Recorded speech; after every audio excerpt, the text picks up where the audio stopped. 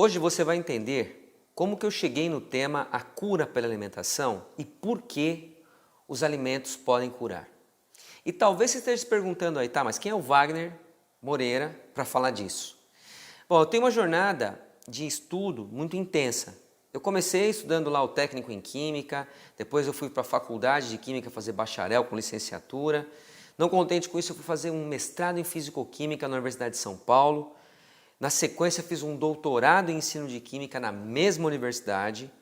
E no meio do caminho, uma crise na minha vida me trouxe o último componente importante para eu poder estar aqui na tua frente falando a respeito da cura pela alimentação. Foi o curso de Medicina Natural, que também é conhecido como a naturopatia. E talvez você esteja se perguntando aí, tá, mas naturopatia, medicina natural, eu já ouvi falar que isso aí não funciona. Talvez alguém que é uma autoridade, que você até respeita, disse isso para você. Mas eu posso te garantir que ela funciona muito bem. E eu estou te dizendo isso porque eu já vi dezenas de pessoas se curando com alimentação. E para te dar um exemplo, principalmente no caso de diabetes, eu tenho uma pessoa de 88 anos que tinha sido desenganada pelos médicos e que alguém disse que ela ia morrer em 6, 7 meses. E sendo tratada por técnicas da naturopatia e com alimentos, hoje, há mais de 2 anos desse momento, ela está viva e muito bem e com a glicemia sob controle. E ela deixou de ser diabética.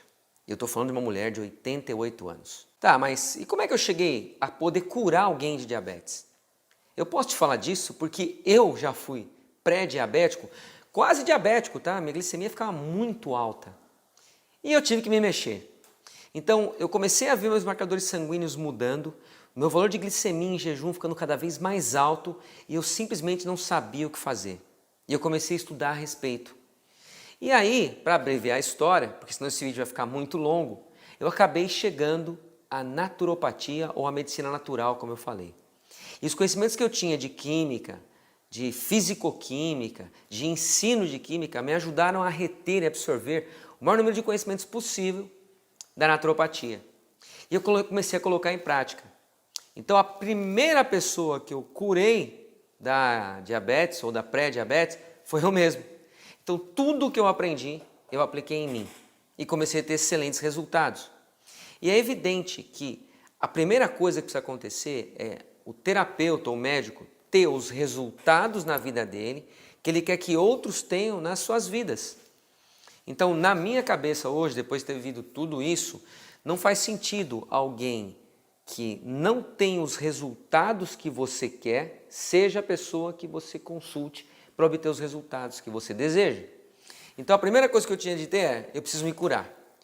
E eu tinha de me curar sem remédios, porque um naturopata, uma pessoa da medicina natural, não pode usar remédios, e com alimentos. Então existe uma disciplina específica dentro do curso de naturopatia chamada dietoterapia.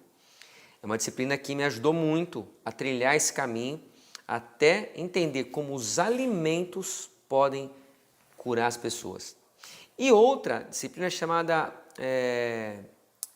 alimentação ortomolecular, que me ajudou bastante a entender como que determinados nutrientes presentes nos alimentos podem curar as pessoas. Ou a ausência deles faz com que as pessoas adoeçam. Uma pessoa que tem diabetes, por exemplo, ela tem deficiência em zinco, em crômio, em vanádio.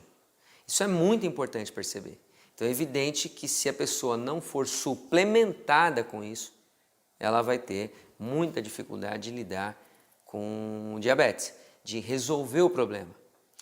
Veja bem, isso aqui é uma dica importante. Diabetes é uma doença nutricional, que tem a ver com o estilo de vida, que tem a ver com a dieta. Você nunca deve tratar uma doença que tem a ver com estilo de vida com pílula, porque pílula não vai tratar a causa do problema. A pílula vai tratar o sintoma, que é na verdade a glicemia alta. Então assim, por muito tempo minha glicemia ficou alta e eu não sabia muito bem o que fazer, até que eu entendi que existia um outro caminho, que não era medicamentoso, e que na verdade existia um caminho muito diferente do medicamentoso, que é o que levava ao tratamento da causa do problema. E assim, eu posso te garantir que na rotina estressante que eu tinha, eu comia muito mal, meu estilo de vida alimentar era péssimo. E isso faz as pessoas adoecerem. Eu não sabia o que comer, quando comer, quanto comer e de que modo comer. Isso me fazia comer muito, a qualquer hora, qualquer coisa e, evidentemente, se você não presta atenção nisso, você pode entrar num quadro de adoecimento muito importante e nem se dá conta disso, porque os sintomas vão mudando um pouquinho por dia e você vai se acostumando com a situação. Um cansaço para subir uma escada, uma sonolência excessiva depois de ter almoçado, ou estar um tempo inteiro com fome, um enorme sinal de adoecimento, e ninguém toma percepção, toma ciência disso e acaba adoecendo. E só vai perceber quando os sintomas são muito graves. Por exemplo, eu acordava, media minha glicemia, ela estava 109. Isso é muito alto. O normal é a glicemia ficar entre 70 e 77,5. Isso é o desejável. Se você não tem essa situação, você tem alguma perda de saúde pancreática importante acontecendo aí. E eu não sabia disso na época, mas eu percebi que alguma coisa estava ruim, porque eu me baseava numa coisa chamada faixa da glicemia. Então, na faixa da glicemia você tem entre 70 e 99. E o que eu imaginava? Bom, se está entre essa faixa, que é a faixa normal, está tudo beleza. E foi acontecendo de aumentar, até que um belo dia ela passou de 99, ficou lá para cima, nunca mais baixou. E aí me chamou a atenção, só quando saiu da faixa. Qual é o problema? Que antes de sair da faixa, eu já tinha um problema de adoecimento, problema de pâncreas muito sério. E eu não tomei ciência disso, eu não dei importância para isso. Eu só fui dar importância para isso quando a situação ficou bastante grave. Então o que acontece? O que é muito importante você perceber? Que existem dois tipos de modos de se alimentar. Um modo tradicional, que é vendido para a gente, que a mídia vende para a gente. Nesse modo tudo é normal, você pode comer a hora que você quiser, você tem que sair de casa à noite, 10 horas da noite para comer, você vai comer meia-noite, vai encher a barriga, vai beber bastante. Isso é um método tradicional. Existe um outro método que contraria bastante isso. E às vezes as pessoas não conseguem perceber que o outro método traz lições de vida muito importantes. Então, no método tradicional você come muito carboidrato. Existe uma pirâmide alimentar em que se prega que a base é carboidrato. No método novo, não tradicional, o método que eu vi na medicina natural, na alimentação ortomolecular, você não pode comer um valor ilimitado de carboidratos. Um tipo de alimentação diz que existem carboidratos essenciais. E o outro tipo de estilo de vida alimentar diz que não existem carboidratos essenciais e que o teu corpo fabrica a quantidade de carboidratos que você precisa caso você ingira proteína, por exemplo. Então, são duas maneiras muito diferentes de ver a mesma coisa. Agora, o que você vê no método de alimentação tradicional? As pessoas ficando cada vez mais gordas, cada vez com a glicemia mais alta, o número de diabéticos explodindo no mundo inteiro. A gente tem uma quantidade de diabéticos hoje que é absurda, cerca de 20% da população brasileira é diabética. Mas eu estava lendo um estudo recente em que eles mostram que para cada um diabético existem 2 pré-diabéticos. Então o que significa isso? Que com o passar dos anos, no método tradicional de alimentação, o que a gente vai verificar é um aumento exponencial no número de pessoas com diabetes. A ponto de que a Organização Mundial de Saúde tem verificado que não é só o diabetes que tem crescido, o que tem crescido também é a obesidade. E eles propuseram uma doença nova que relaciona essas duas coisas, a obesidade e o diabetes. E o nome da doença é diabesidade. É quando você tem a pessoa que está engordando demais e ao mesmo tempo ficando diabética. Eu estou falando do tipo específico de diabetes, chamando de diabetes do tipo 2, que é um diabetes em que a gente desenvolve uma coisa chamada resistência insulínica. Então, o tipo de alimentação padrão tradicional que a gente tem hoje é gerador de resistência insulínica. O que me assusta é que eu vejo gente de 8 anos, 7 anos, diabéticos do tipo 2. Vejo muitas pessoas, muitos adolescentes diabéticos do tipo 2. Eu sou uma pessoa de 52 anos hoje, 2020, tenho 52 anos. E na minha infância, As pessoas que tinham diabetes na minha adolescência eram pessoas velhas. E quando a gente julgava uma pessoa velha, quando ela tinha 70 anos. Hoje nem é mais isso. Uma pessoa de 70 anos é extremamente ativa. Tem muita gente que nem aparenta ter 70 anos, dependendo do estilo de vida que ela tem. Mas naquela época, uma pessoa de 70 anos tinha diabetes, 80 anos tinha diabetes. Eu não me lembro na minha infância de alguém com 15 anos ou 8 anos diabético. Isso não existia. Mas houve uma mudança importante de estilo de vida que gerou isso. Então a gente tem dois tipos de alimentação. Uma alimentação que você come de 3 em 3 horas e ela é baseada em carboidrato. Se você for analisar, para analisar o teu prato, ele é muito mais rico em carboidrato do que em outros macronutrientes. A gente pode destacar aqui 3 macronutrientes: carboidratos, gorduras e proteínas. Então a gente tem uma pirâmide alimentar proposta nos Estados Unidos e que influenciou o mundo e que tem feito o mundo engordar. Engordou os norte-americanos, eles são a população mais gorda do mundo. Evidentemente, muitos casos de diabetes. E você pegar talvez a Coreia, a população mais magra do mundo. Mas assim, o estilo de vida americano de comer muito carboidrato e em intervalos curtos tem feito isso. Mas como é que era na minha infância? Talvez esteja te perguntando isso. Como é que era na infância do Wagner? A gente fazia 3 refeições por dia. Eu lembro bem disso aí. E eu lembro que o meu pai chegava do emprego por volta de 5h20 da tarde. E por volta das 18 horas a gente terminava o jantar. 18h20, 18h10, às vezes 18 horas, no máximo 18 horas e 30 minutos. O jantar fechava. Depois do jantar a gente não comia mais nada. Eu lembro que a gente tomava água, tomava chá, fazia um chazinho para ir dormir e tal. E no outro dia de manhã tomava café da manhã, ali por volta de umas 8 horas da manhã. Então olha que coisa interessante. Fechando o jantar às 18 horas e tomando café às 8 horas da manhã, você tem uma janela de jejum de 14 horas. Isso é jejum intermitente. Hoje o povo ouve jejum intermitente e fala, que absurdo. Na minha infância, jejum intermitente era comum. Acontecia o tempo todo. E se, por exemplo, eu acordasse mais tarde, tá? Eu acordasse às 9 horas da manhã, 9h30 da manhã, ficasse enrolando ali. Quando fosse umas 10 horas, se eu fosse à cozinha beliscar alguma coisa, minha mãe dizia, não, vai comer não. E às vezes, nas primeiras vezes eu perguntava, tá, por que eu não posso comer agora? E eu me lembro bem dela falando assim, você não vai comer agora? Porque se você comer agora, você vai estragar o almoço. Então, a hora chegava na hora do almoço, eu estava com bastante fome, eu sentava, comia bem, comia no horário que ela servia o almoço lá, sei lá, meio-dia eu almoçava. Ela terminava o almoço por volta de 12h30, 12h40. Terminou o almoço. Entre o almoço e o jantar, era água. Não comia mais nada. Entendeu? Eu ia brincar na rua. Então, eu nem lembrava que tinha comida. Entendeu? Então, brincava. Quando dava o horário do jantar, meu pai chegava do serviço, estava da hora do jantar, me chamava lá, estava na rua brincando com os meus amigos lá, jogando bola, brincando de carrinho de rolemã, andando lá pela rua, andando de bicicleta. Aí eu voltava para casa e jantava. Então era esse tipo de alimentação e de protocolo, a gente chama de protocolo alimentar, né? Esse tipo de protocolo alimentar funciona muito bem. Você é diabético, quer começar a controlar a tua glicemia?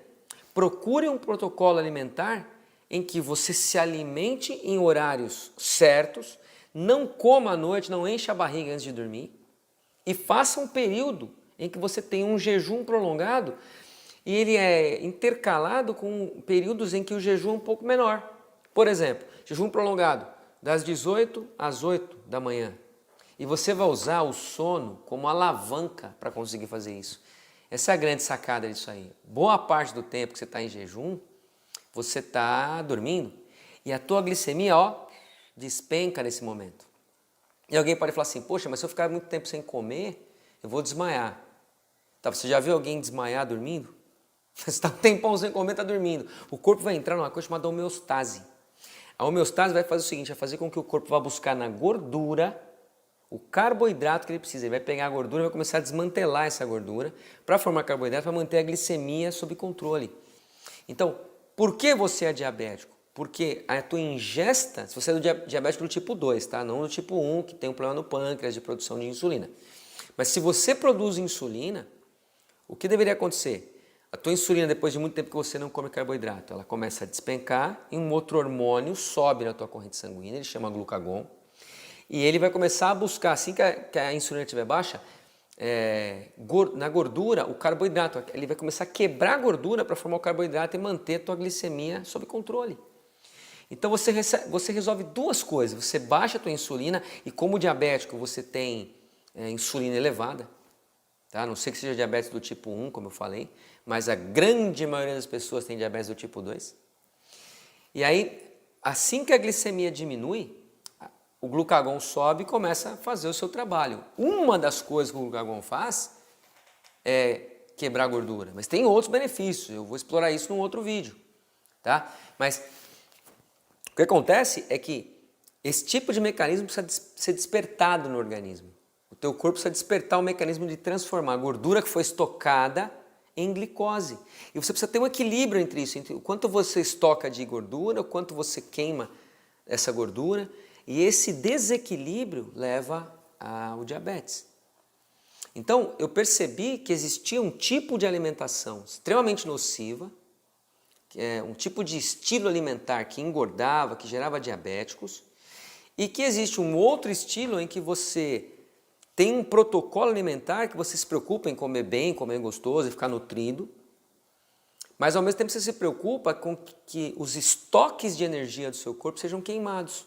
Então, seu estoque de gordura precisa ser queimado.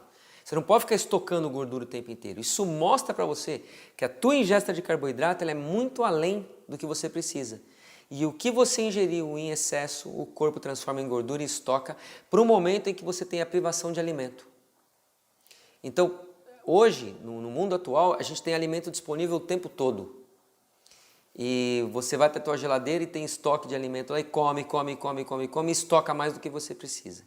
Né? E não consome essa quantidade estocada. E isso é um problema. E aí, sabendo disso, eu comecei a colocar em prática. Então eu vou te dar aqui mais dois casos muito importantes. Uma pessoa chamada Elizabeth, que pôs em prática esse protocolo que eu te falei, começou a ter a glicemia sob controle. Isso num período de 3 semanas. Ela tinha a glicemia dela que ficava nos níveis ali em torno de 300 miligramas por decilitro. Ela viu esses níveis baixar para cerca de 85 a 90 miligramas por decilitro. Só fazendo essa mudança de protocolo alimentar. Foi alguém que eu acompanhei só com protocolo. Ela não fez suplementação, tá? E ela não fez jejum muito prolongado. Ela aumentou a ingestão de água e simplesmente começou a tirar carboidratos concentrados da alimentação. Então, coisas como arroz, esse excesso de arroz que se come, ele tirou da janta e depois tirou do almoço. E colocou no lugar legumes cozidos no vapor, em que você não perde nutrientes pelo método de cocção. E então, ao mesmo tempo, você vai, além de nutrir o teu corpo, porque uma coisa é você estar alimentado, outra coisa é você estar nutrindo. Então, ela nutria o corpo e tinha uma saciedade absurda. E começou a usar gorduras boas. Então, ela começou a ingerir um pouquinho de óleo de coco no café, comer abacate com sal bem temperado, pode ficar uma delícia, aí você tem que experimentar, você tem que se dar a chance de experimentar. Muita gente não fala, não gosto, mas nunca se deu a chance de experimentar. E talvez o que está faltando é o tempero certo. Então ela conseguiu fazer isso. Ela colocou azeite de oliva de boa qualidade na alimentação dela, então ela regava com bastante azeite de oliva. Então ela colocou gorduras boas, tirou o carboidrato concentrado, pão branco, farinha branca, farinhas integrais. Ela começou a descascar mais e desembalar menos. Isso foi fundamental. Você quer ter saúde? Descasque mais e desembale menos. Então, ela teve resultados excelentes com isso e sem suplementação. E se ela tivesse suplementado, os resultados seriam melhores ainda. Sem fazer exercícios. E se ela tivesse feito exercício? Melhor ainda. Tá? Esse é um caso. E um segundo caso em que a pessoa fez o mesmo protocolo e aí eu suplementei a pessoa. Eu passei uma suplementação para ela, algo que não precisa de receita, porque são MIPs, medicamentos isentos de prescrição. Então você pode comprar isso na farmácia sem receita. E esses medicamentos, junto com a alimentação correta, fez com que a glicemia de uma pessoa que tinha glicemia da ordem de 300 também, baixasse aí para casa dos 80, 90. Mas essa pessoa em específico tinha pé de diabético. Então tinha uma cicatriz, uma ferida melhor, que não cicatrizava há 6 meses. Então fazendo isso a glicemia abaixou e eu entrei com uma outra técnica importante que ajudou a vascularizar e matar a bactéria e fazer com que a ferida no pé fechasse, porque essa pessoa tinha feito uma retirada do dedão por causa do pé diabético, né? Acontece de, por exemplo, fazer uma ferida e nunca mais cicatrizar e a pessoa chega ao ponto de amputar pé, amputar dedo. Então, nesse caso específico, houve uma amputação do dedão do pé direito e não cicatrizava há 6 meses. Então, com mudança alimentar e com ozonioterapia, explementação, hoje o pé dessa pessoa está cicatrizado e vascularizou o pé, a perna estava perdendo vascularização e a glicemia sob controle. Então é desse ponto de vista que eu gravo esse vídeo, tendo vivido isso e muito mais coisas, que eu posso ficar horas aqui falando, mas para o vídeo não ficar muito longo, eu paro por aqui. Mas eu digo para você, eu te garanto que diabetes é uma doença tratada com dieta, com suplementação e em casos mais graves até com ozonioterapia. Tá? Então, o que eu te peço encarecidamente? Compartilhe esse vídeo com pessoas que você sabe que precisam ouvir essa mensagem, porque é uma mensagem libertadora e que elas possam se dar a chance de entender e de vivenciar isso tudo que eu te falei. Tá? Então tem muita gente com diabetes do tipo 2 por aí. As pessoas com diabetes do tipo 1 também podem se beneficiar com alimentação, suplementação. Eu não tenho dúvida disso. Eu fiz um vídeo mais focado em diabetes do tipo 2, mas muita coisa que eu falei é válida para diabetes do tipo 1. E eu te peço que você me ajude a espalhar essa mensagem, porque com certeza você vai ajudar e vai fazer a diferença na vida de muita gente. Um forte abraço e até o próximo vídeo.